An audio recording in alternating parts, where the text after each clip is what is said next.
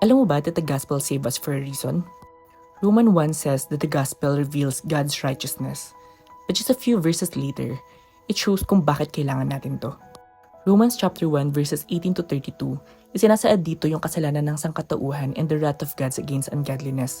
Dito ang tinutukoy niya ang mga Gentile or the unbelieving humanity. Mga taong alam ang Diyos pero hindi siya sinasamba. Dito hindi sila hinahatulan dahil tinanggihan nila si Jesus na hindi pa nila naririnig.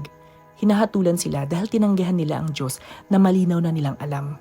Dito makikita rin natin na naging alipin sila ng lahat ng uri ng kasamaan, kasakiman, etc. And dito natin makikita why the gospel is necessary for everyone. And as believers, this is a reminder of who we were. Ito ang dating ako. Ito yung dating tayo kung hindi dahil sa biyaya ng Diyos. And this is a reminder of where we stand and a call to fight the good fight of the faith.